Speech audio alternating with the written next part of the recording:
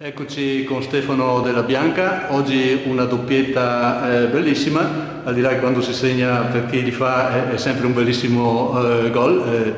Comunque cosa ti è sembrato della partita, al di là del caldo che penso abbiate patito un po' tutti in campo?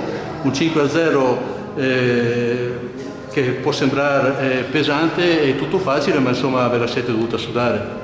No, l'importante era partire bene, che non è comunque mai facile, avevamo di fronte a una squadra neopromossa, quindi comunque ha l'entusiasmo di affrontare un nuovo campionato e quindi si sa che sono sempre partite di inizio campionato e sono sempre difficili.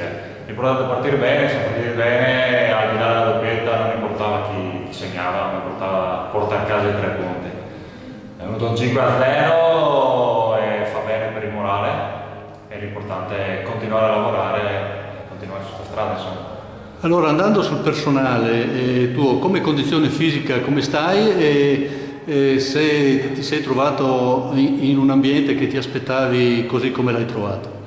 Beh, la mia condizione fisica, sai, essendo uno di 2 metri per quasi 100 kg, la condizione mia è sempre all'inizio cresce sempre di più, quindi adesso sto iniziando a carburare un po'. Per il resto sì, è una società nuova che ha ambizioni, che ha dei progetti e quindi ho trovato un ambiente in cui si può lavorare e in cui bisogna lavorare.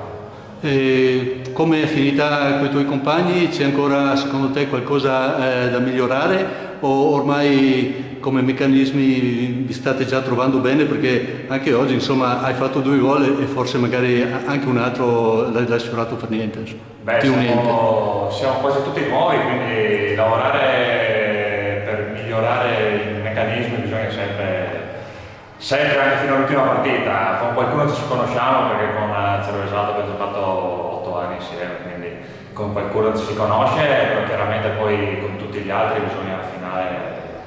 Insomma, se la partenza è così, l'importante è partire bene, perché comunque nei campionati l'importante è sempre partire bene. Adesso ti aspetta già una partita tosta domenica e domenica per domenica le affrontiamo, insomma. Sì, allora per chiudere, sì, tu hai fatto giusto riferimento allo Pietrgina, dicevo prima nell'intervista al mister, insomma i punti che si fanno si perdono là, per noi valgono doppio come per loro perché è una diretta concorrente, però siamo a inizio campionato, è tutto possibile. Ma i punti valgono 3 punti con tutti, quindi alla fine sì, siamo a inizio campionato, quindi adesso ci sono delle squadre cosiddette pretendenti, però poi ci potrebbe essere la sorpresa, come abbiamo visto l'anno scorso il Fontanelle, insomma io ero nel campionato di Friulano, però chiaramente seguivo.